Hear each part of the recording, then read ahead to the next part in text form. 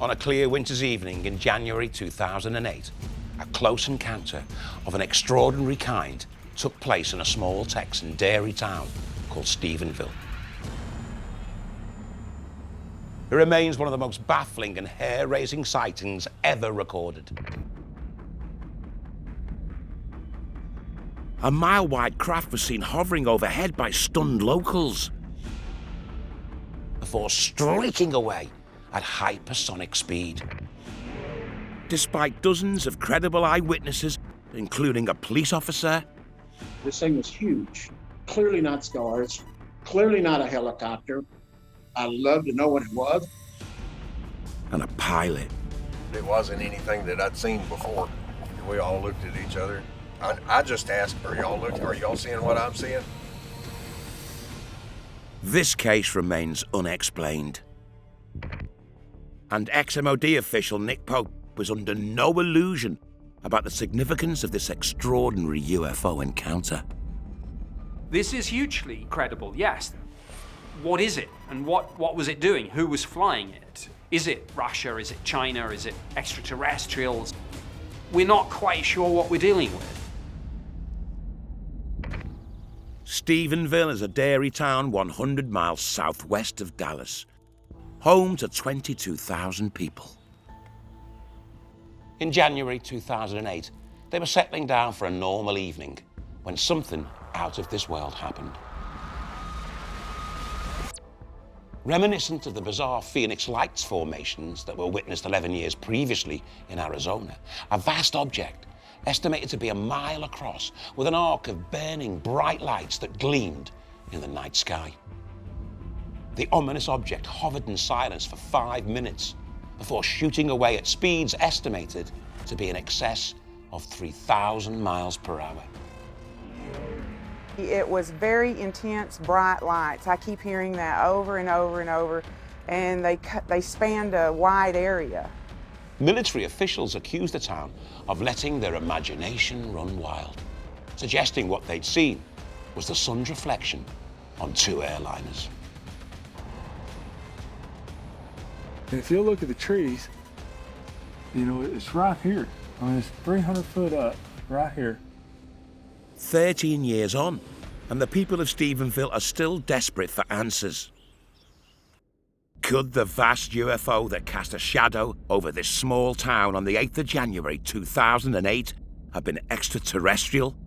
And has there been a cover-up? Time for Sarah and I to investigate.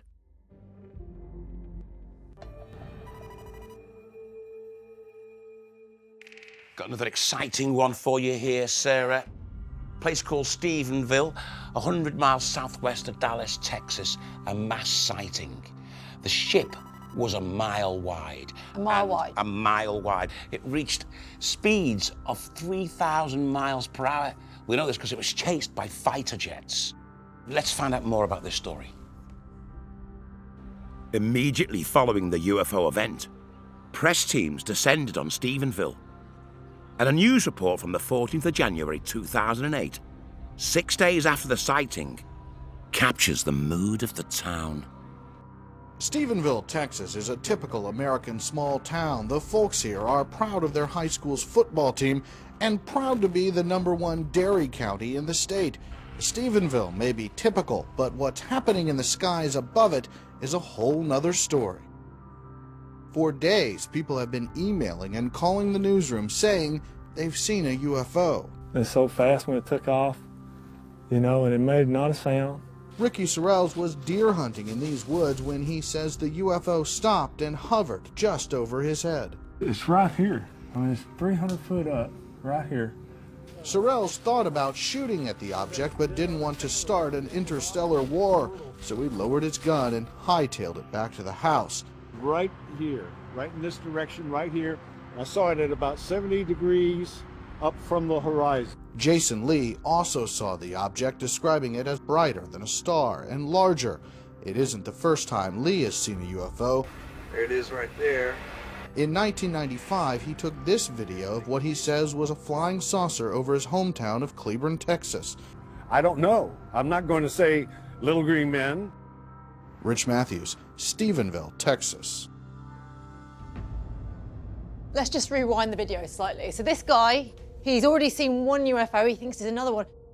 See this? It's the space shuttle. That's the space shuttle. Coming into land. 1990s. I can't work out what it is, though, from there. But this guy, he's saying he saw one light, others saying they saw multiple lights. We've got one guy who didn't want to start an interstellar war, but also doesn't know what it is, but he's already made up his mind that it's aliens.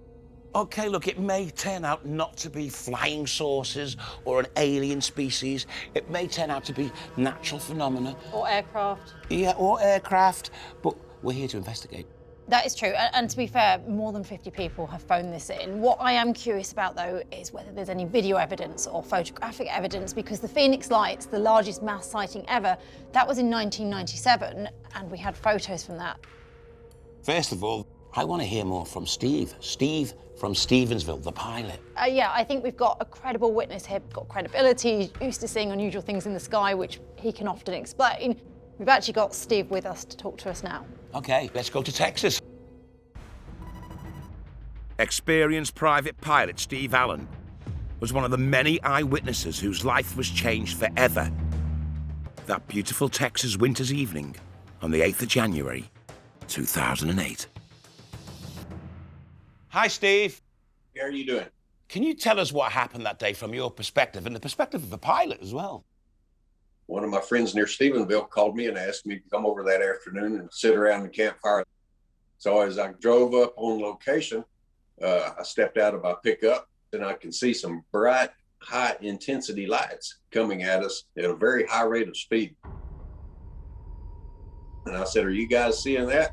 And they concurred with me and said, "Yes, we're seeing it." And as it came past, it made no noise whatsoever. The ship was massive. It appeared to be about a half a mile wide and probably a mile long. It stops over Stephenville, Texas, which is about 3 or 4 miles from our location. And it had 7 lights across the back, blinking in no particular order. They reconfigured to an arch shape, and then a split second, they've reconfigured to 2 vertical shapes. And then all of a sudden it burst into a flame. And then it simply disappeared. Before Steve and his friends could process what they'd seen, the UFO reappeared. It's coming back by, this time going from east to west, and it had 2 F-16s trailing it. That was when it left back out at 1,900 miles an hour. And the F-16s was going full blast, afterburner coming out the back. They was in hot pursuit. But having been in the sky so much and so often, have you seen anything that even remotely compares to what you saw that day? You know, I've never seen anything like that in my entire life. It was a once in a lifetime experience. As the craft went past, that I could feel their presence, and it felt like they could feel my presence. It's hard to describe. I've never had a feeling like that before. Wow.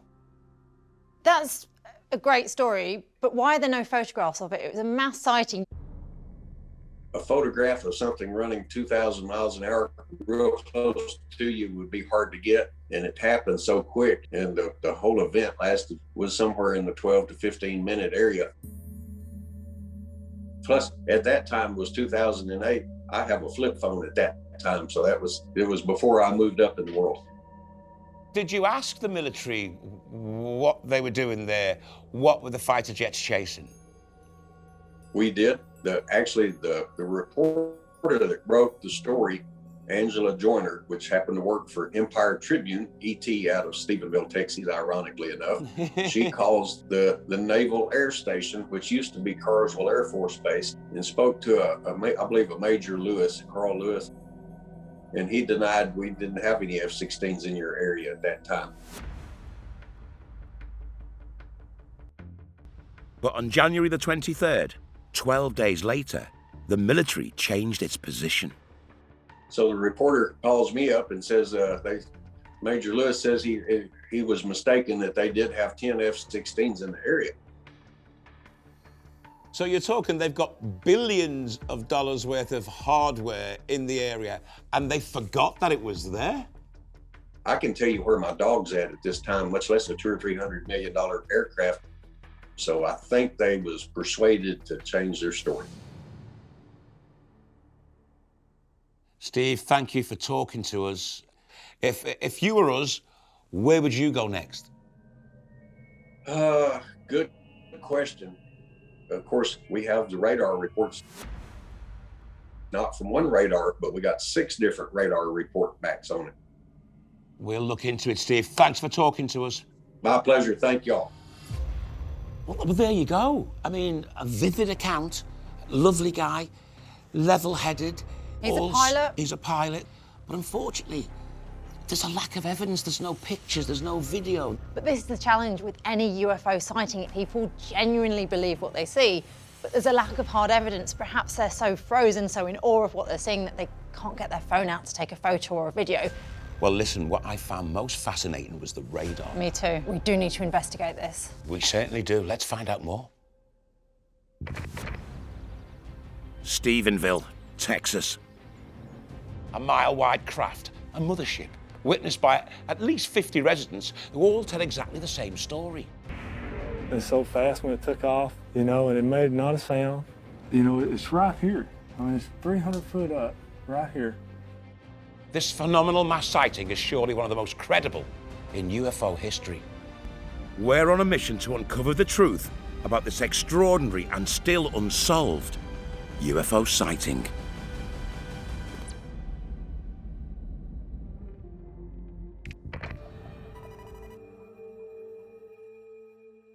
Okay, sir, let's look at what we've got. We've got a mass sighting. People describing a vast spaceship traveling at like 3,000 miles per hour. We've got military jets in the sky. 2 peel off, head southwest, as if they were chasing something. We spoke to first-hand witness pilot Steve Allen, who gave us a vivid description of the UFO. The ship was massive, and it had 7 lights across the back blinking, and it had 2 F-16s trailing it with full afterburner in hot pursuit, but they couldn't get close to it. Having initially denied having any fighter jets in the area, a matter of days later, the United States Air Force changed its story. Major Lewis says he was mistaken. Sounds to me like the US Air Force was scrambling in more ways than one.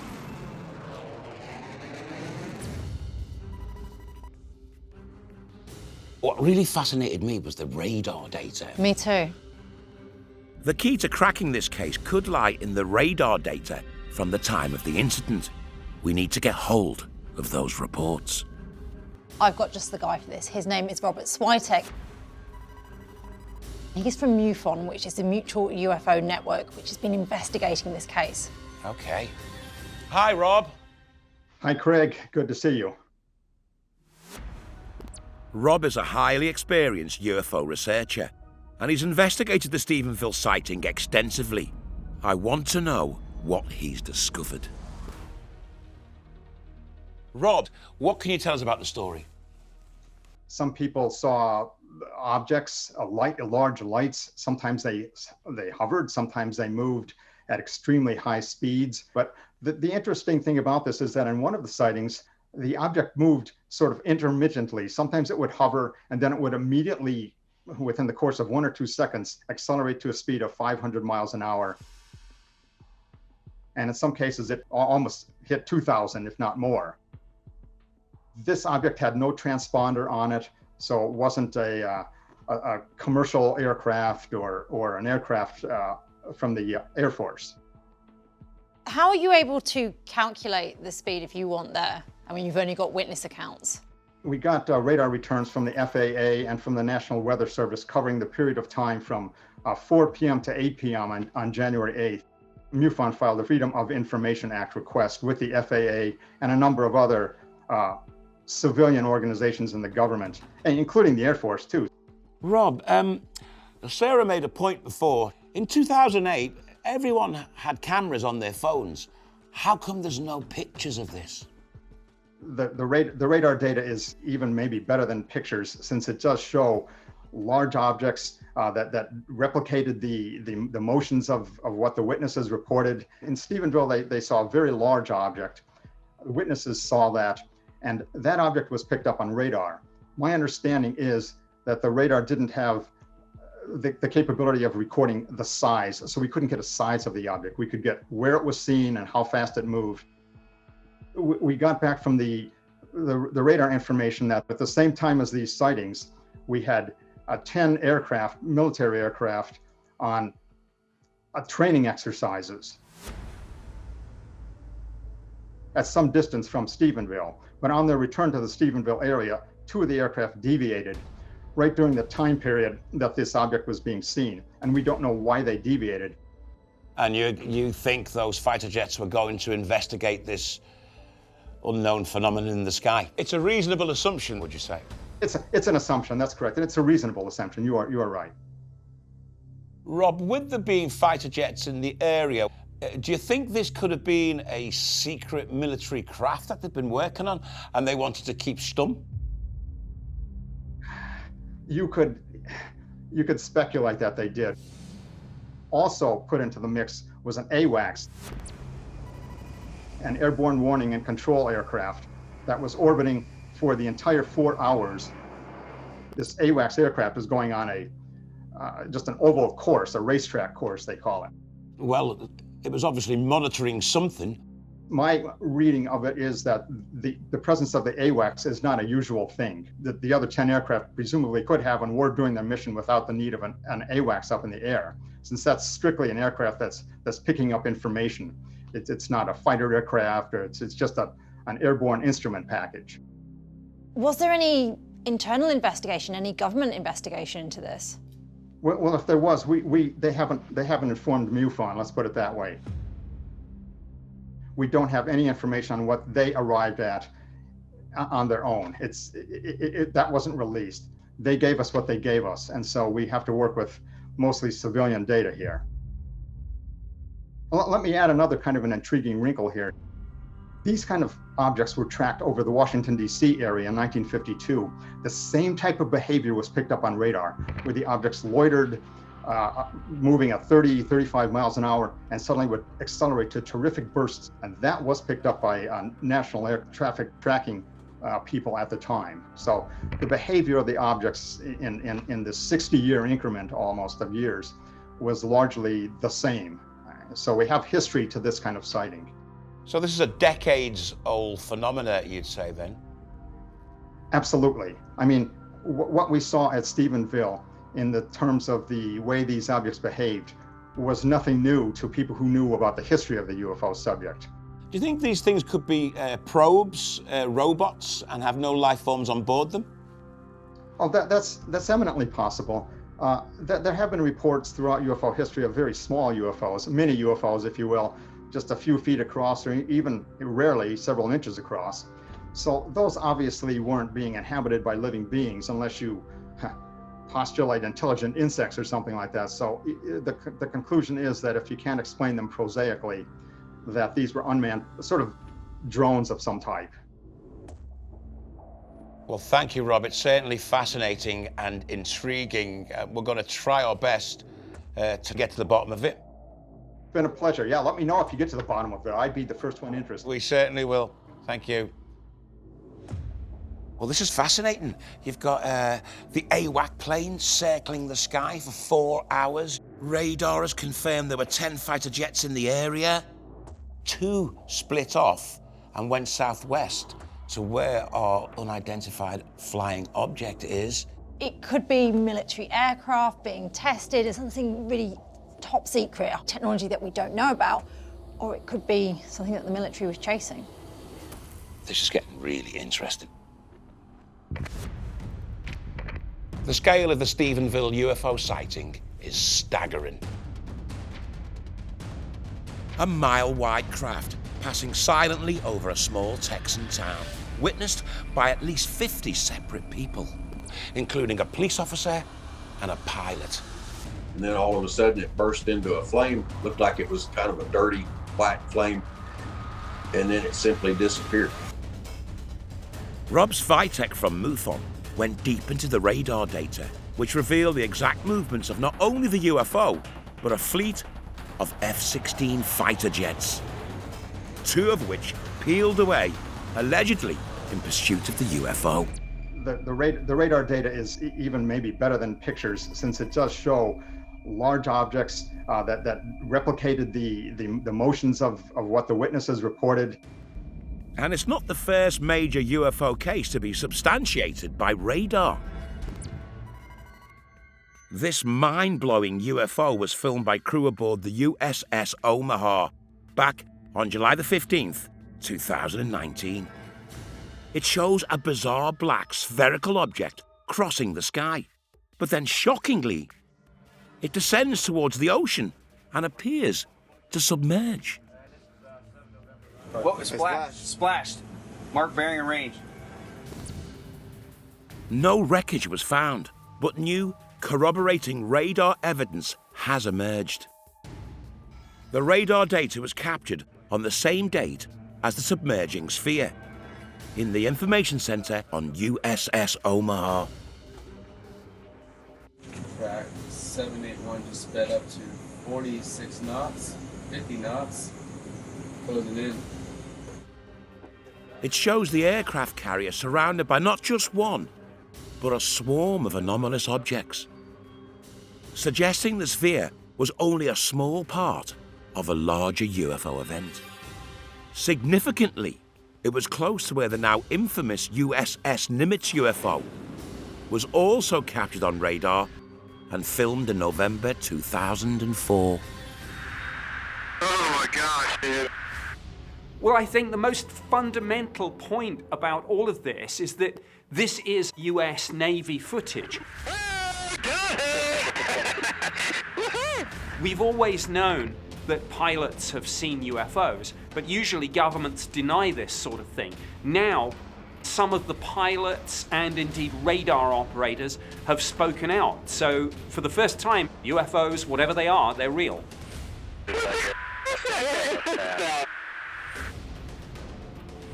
In the case of Stephenville, the radar data revealed another clue. The US Air Force had a Sentry plane airborne in the same location and in the same time window. We have got this AWAC plane flying for hours and hours, circling overhead. We've got 10 fighter jets, 2 of them peeling off and heading southwest as though they're chasing something. And we have got over 50, maybe hundreds of eyewitness accounts saying they saw something really strange in the sky that day. But we haven't got any video evidence. We haven't got any photographic evidence. Well, that's the problem. However, if we can manage to get hard physical evidence, this will blow this case out the water. I spoke to Nick Pope, former MOD investigator, UFO expert, about how hard physical evidence can transform a case. Nick, how invaluable is quality evidence in a UFO investigation? It's all about the evidence. Certainly in government, we take a data-led approach to UFO research and investigation, and analysis is key. Yes, people's stories, what they've witnessed is important, but it's actually analyzing the data that is so key to trying to find a solution to all of this. With regard to the Nimitz sighting and the other Navy sightings, it's not just the footage, but the radar. Track 781 just sped up to 46 knots, 50 knots, closing in. And is there a particular significance when evidence is being captured by the military because they're using the latest, most advanced technology? Where you've got something that was demonstrably taken, for example, from a military aircraft with forward-looking infrared cameras or whatever, it's authentic. And also, as you say, yes, the military tend to have very often this cutting-edge technology. So whether you're talking about the cameras or whether you're talking about other sensors, you can get ahead of the game a bit. And in terms of military sightings, There was a very interesting one in Puerto Rico in 2013. Yes, this was actually captured from a Homeland Security aircraft and tracked on radar. It shows an object traveling pretty fast, very low, over the land and then over the sea. And a couple of really, really bizarre things happen. Firstly, this object at one point goes into the ocean and then comes out again. At one point, it appears to split into two.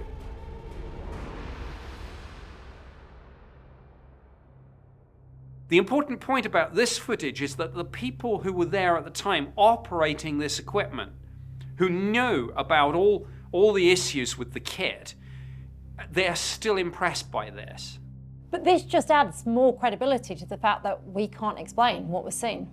Yes, it's multiple sightings across multiple different systems.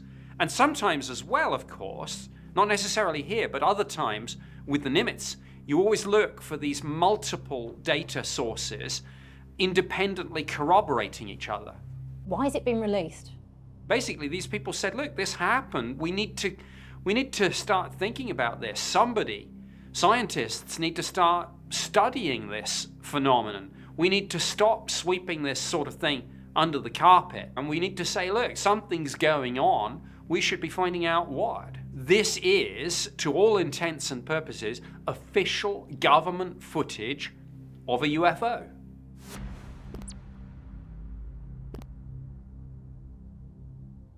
That was going so fast, and it's really curious. Do you think it could have been a drone?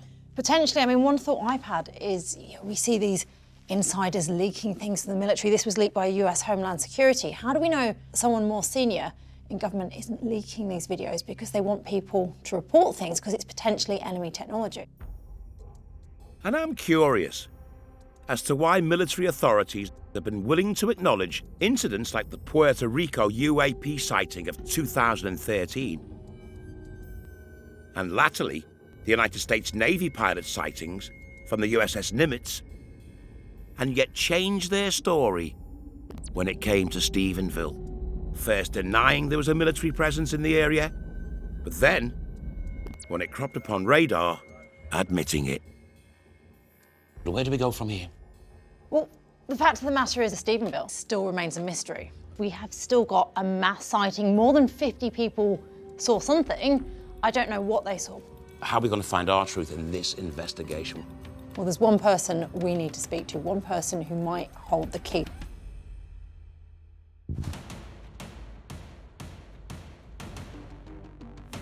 We're on a mission to uncover the truth about what the people of Stephenville, Texas, really saw streaking across the early evening sky on the 8th of January, 2008.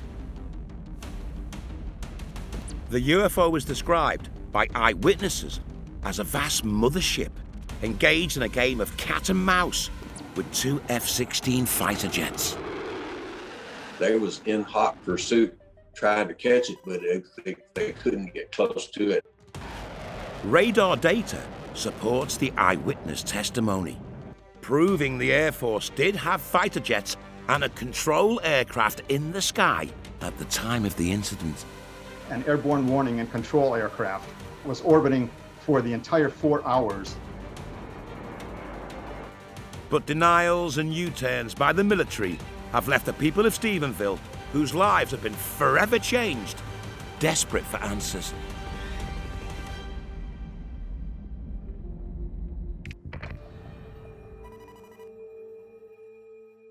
Okay, so Sarah, the people of Stephenville in Texas said they saw a vast spaceship in the sky. 1 mile long, half a mile wide, traveling at speeds of up to 3,000 miles per hour. They've been belittled, they've been ridiculed, they've been besmirched. We're trying to prove for them that this actually happened. Our problem is, We've come up against no physical evidence whatsoever, no photographs, no videos. But it doesn't mean that it didn't happen. 50 people, more than 50 people, have come forward and said they saw strange things in the sky. I mean, it's highly unlikely that the whole town got together and decided they were going to make up a conspiracy theory just for UFO tourism. We've got one more eyewitness to help us prove that this actually happened. Leroy, it's Craig and Sarah here. Hello there, how are you guys? We're trying to prove what happened in Stephenville. Can you convince us that it happened and tell us your story? Back, it was 2008. I lived just outside of a little town 12 miles south of Stephenville. I lived up on a hill. I remember that day specifically because it was my wife's birthday. After we ate, walked out to my car outside, which was parked in the driveway, to retrieve my credit card. As I'm walking back, just something caught my attention. It was off to the southwest sky. I noticed like an orb. This thing was huge, and it was reddish, orange, yellowish color. I would say kind of like when you see flowing lava from a volcano. I didn't know what it was. I was kind of at all. I walked inside, and my wife and children were waiting for me, and I mentioned to her I wanted her to grab the video camera. Well, she kind of laughed at me and said, "Oh, you probably just saw a plane." Well, it wasn't a plane. This was much larger.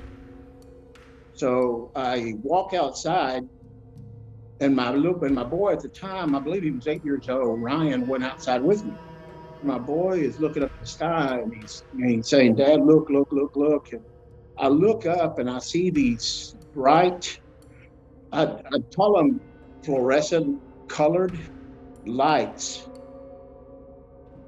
They were coming on, flashing, coming off. They were moving around at a very fast rate of speed. One would appear here, and then it'd go off and it'd appear here. And they were doing this kind of like somewhat a formation. Anyway, I don't know what it was. They were pretty high up in the sky. They were not what I had just seen prior, not the same color. All of a sudden, they stop, and they like stopped moving around. And like a school of fish, these things shot off in a direction to the east, and they were gone.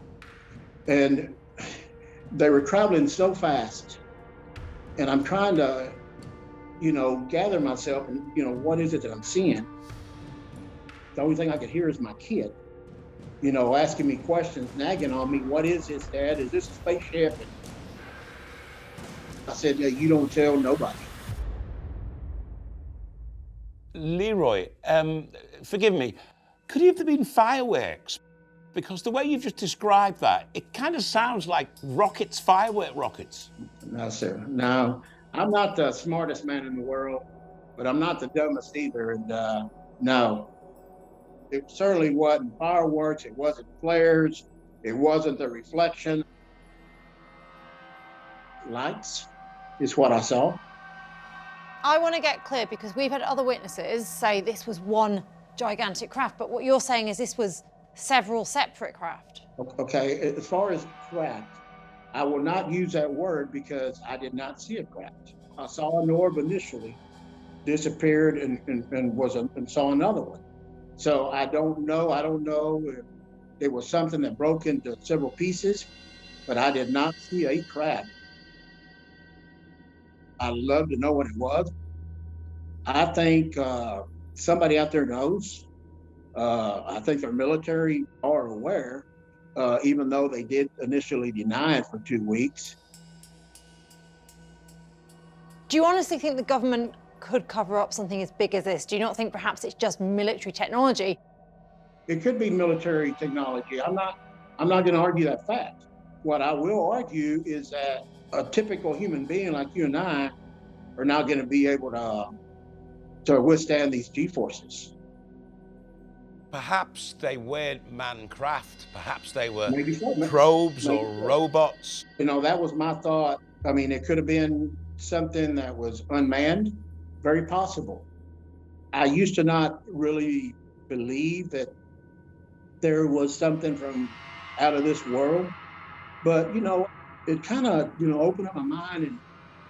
And I think now that it was something that wasn't from here, whatever it is that I saw, I don't think I'll ever really know. Thanks for talking to us. Thank you, sir. Well, there you go, Sarah. I think Leroy was a really compelling witness. He told that story really, really well. And he looks like the kind of guy that doesn't mess. He doesn't make these kind of things up. No, I agree with that. I think what was quite compelling is that he was fearful about talking about it. He told his young lad not to tell anyone else, and he's got nothing to gain by telling his story. But what I am curious about is his story doesn't match the accounts from other witnesses. Sarah is correct. There are discrepancies between some of the eyewitness accounts. Pilot Steve Allen described one vast mothership. The ship was massive. It appeared to be about a half a mile wide and probably a mile long. But Ricky Sorrells, the hunter who didn't want to start an interstellar war, he also saw a massive craft over his head. And if you look at the trees, you know, it's right here. I mean, it's 300 foot up, right here. But Leroy, he describes multiple brightly lit orbs behaving randomly. I see these bright lights.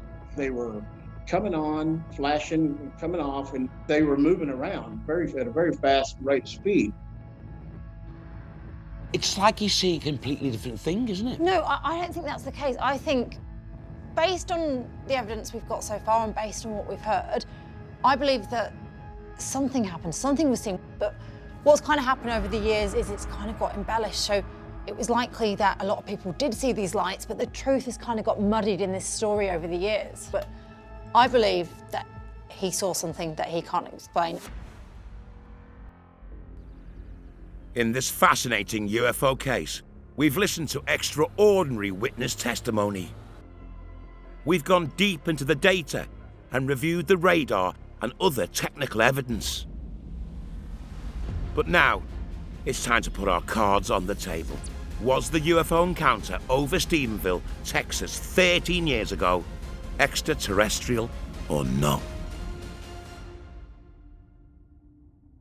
The people of Stephenville, they've been ridiculed and belittled for coming forward and saying what they saw. However, with all the evidence that we've got, there's no photos, there's no physical evidence whatsoever. Now, what they saw, I don't know, but I can't say that they saw a UFO. So I've got to say, case unproven. I agree on a lot of your points. I don't think we're ever going to be able to explain what happened in Stephenville. So based on that, I'm going to say object unexplained, but case closed. Okay, but the truth is out there, and we move on. Until new evidence emerges, for now the Stephenville UFO sighting remains a mystery. But that doesn't mean the witnesses didn't see something otherworldly. And if extraterrestrials are monitoring Earth, we must prepare ourselves for their next visitation, which may be imminent.